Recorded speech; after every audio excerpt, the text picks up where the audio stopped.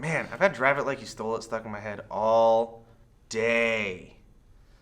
Do you guys remember that movie? What The movie? Sing Street. Yeah, I think I do. It's the one where the kid starts the band to impress the girl. Yeah. Love that movie.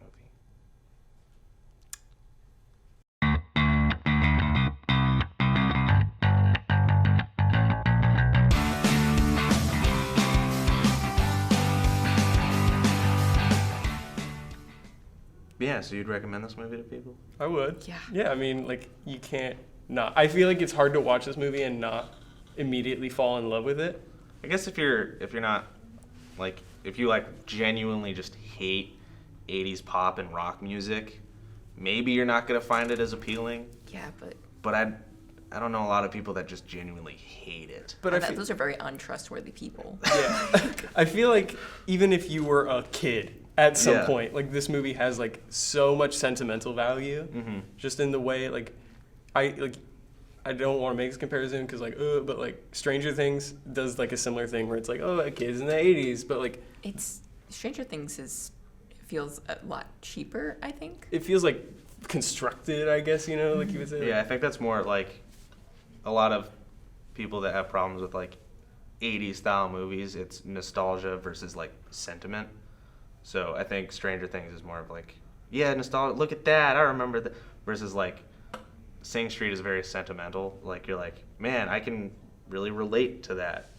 Like, I get the references, but I can relate to it beyond just like understanding the reference. I feel like Sing Street is very much like, it's not a coming of age story that just happens to take place in the 80s.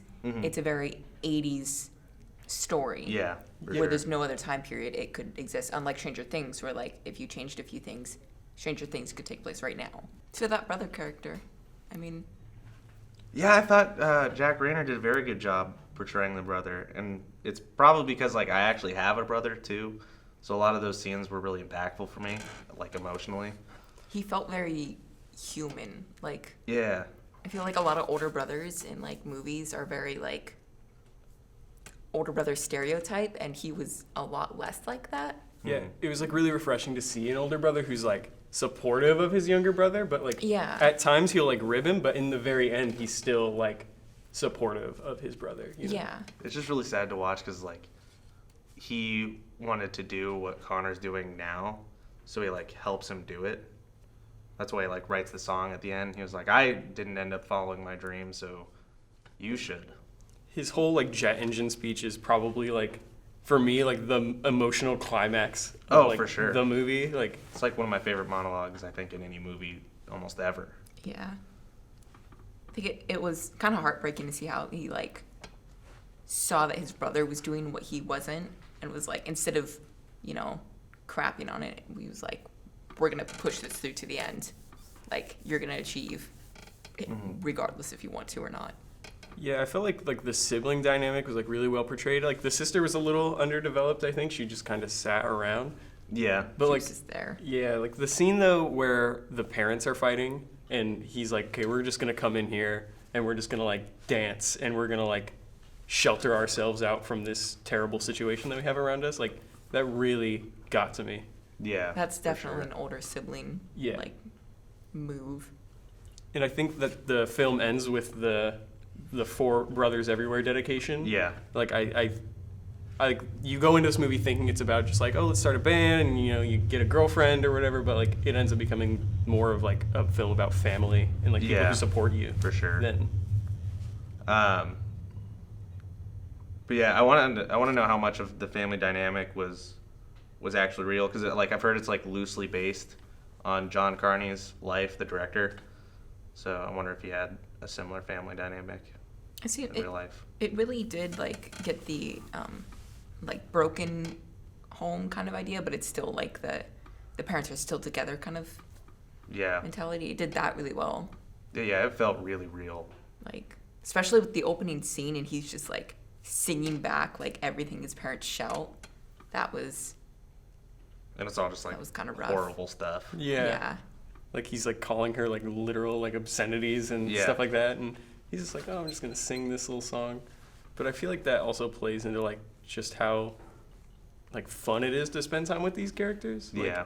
even in those awful moments, like you still have these really great, like not just musical moments, but also just like character building moments. Yeah, I don't think I disliked a single character. Yeah, no, they were all like really well done in their own rights. I think maybe the only thing I could find is like the teacher guy, the priest, the principal. right? Yeah. Like, I feel like he was like his arc didn't really come through, right? Yeah, he was pretty much just there to cause conflict. I mean, he was a bad guy just to be bad. He wasn't- Yeah, that's what it felt like. Like he was just, a very surface level character. yeah. And I thought it was really interesting for the film to bring up stuff like gender roles and stuff like that with that kind of stuff, but then that thread just kind of falls away at the end. A little bit, yeah. It's definitely not the main focus. I thought all of them were kind of like the outcast type characters, so they kind of just huddled together. And it didn't start off great because when they did the Riddle of the Model song, they were all kind of like at odds a little bit. Yeah. With like, I'm not wearing this, I'm not doing that, but eventually over the school year they kind of just meshed together into a band. Including the bully, Mm-hmm. like including him in all of it. That was really, I don't know, it felt like an added piece to it all.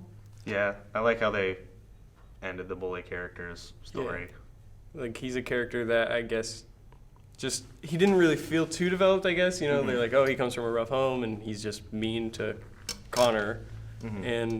But like at the end, like during the performance and stuff, when like you got like people jumping up on the stage and he's like pushing him off or he's like carrying gear, like it just like really brought him to a character that I enjoyed. Like, I would agree. Like we said, like there's no characters in this movie that you Yeah. don't love. I mean, with the exception of the priest. Is that? Yeah. Yeah. How'd you feel about the ending of the movie? It's very open-ended. Not like super open-ended, but they kind of just end on a boat. Yeah, I mean, the director and the writer, he wanted them to die. Yeah, originally. Yeah. I'm glad they didn't go with that ending. I remember reading that and just being like, well, I didn't want to watch the movie because of that. Because I thought like, oh, if it's going to end so bad, like I don't want to, you know, lead myself up to disappointment. But I'm glad he went with the open ending instead. Yeah, like I was so attached to these characters at the end, like I almost wanted to do like a Sandlot type thing where it's like he got his record deal and like I wanted more, I guess, out of that ending. Sing Street 2. Yeah. I mean, it's not actually happening, but Sing Street 2, where they all struggle with addiction 10 years Oh, down the man. line. it's got to be like an It thing where they show them as kids still, but also then as adults. Now Whatever, we're just that's- So what's your favorite song? Favorite song from the movie? I feel like it'd be cheating to say Drive It Like You Stole It, because I feel like there's not a single person who watches that movie and it's like, this is just a terrible song. It's like it feels like an 80s classic, but it's written in modern day, which is just really impressive first off. But I would say my favorite song is the ending song by Adam Levine, the Go Now. Which song is that? How does it go, Aaron? I'm not singing that song. I really like. I've been listening to that soundtrack since we watched it again. You know, getting ready to do this, and I found like Find You ended up being like something that I've just put on a lot, just because it's like I don't know, that scene is really well done, and also Up is really great. Up is really great. Yeah. Yeah. I don't know. Also Brown Shoes, you know, is fantastic. That one's my favorite. Also Girls is good. You know, every song is good, and so Every like song is great. Even the soundtrack songs that they use that they just listen to, like you have like Duran Duran and like M's pop music. It's ridiculous. I think what got me was when they're on the bus and they're listening to The Cure. Yeah. Like, it didn't kick in immediately. Like that was a Cure song playing.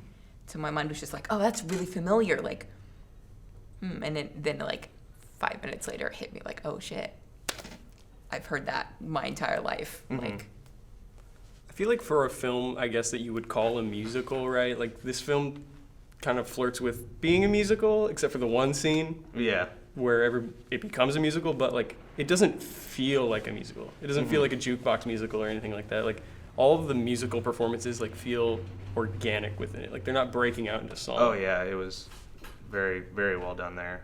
I just like the different.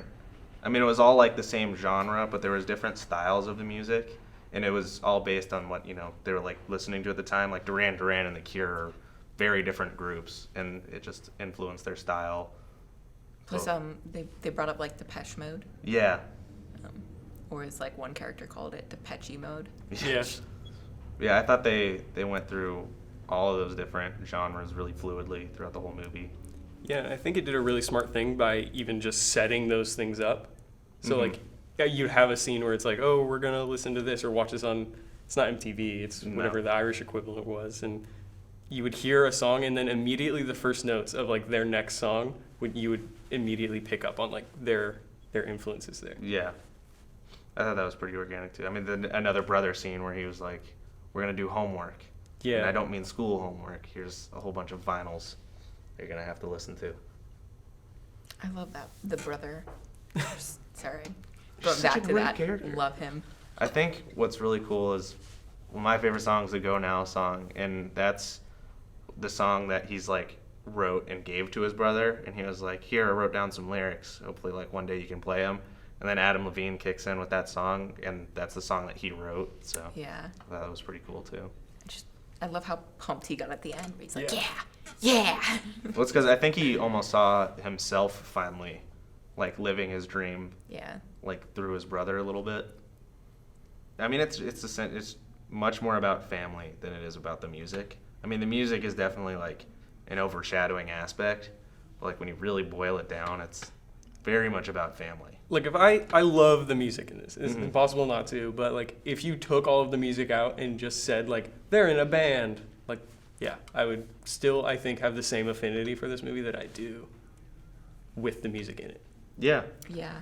I wouldn't say like quite the same, but I totally get what you mean. I wouldn't have a Drive It Like You Stole It stuck in my head 24/7. If anything, it's a blessing to not have to listen. that whole scene, the whole like it just flips right into a 50s high school prom. So good. Like everybody's snapping their fingers. They got the like Back to the Future vests on and everything. Yeah, like this movie like wants to be a musical the whole time. You're like, is it ever gonna be? Mhm. And then it does, and you're like, are they gonna do it? Are they gonna do it? And then they finally just like let it happen, and it's just like such a great payoff. Dude, the brother's speech, like we're just gonna make this whole episode about the brother because like the brother's I think he was the best character. Yeah. For sure. I mean, definitely Connor was the main character because that was the love story. But I think the brother was the best character. Yeah, like, I just relate to him, I guess, in a way, Mhm. like so much. Like I think that you can see so much stuff in there that just you love. Yeah. And I love this movie. It's a great movie. It's probably one of my favorite movies ever.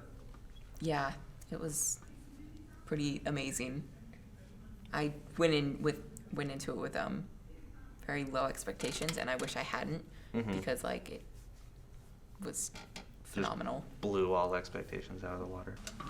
Yeah, no, it was a shame that this went really under the radar. I went and saw it in theaters when it came out just because I saw like a Facebook post about it.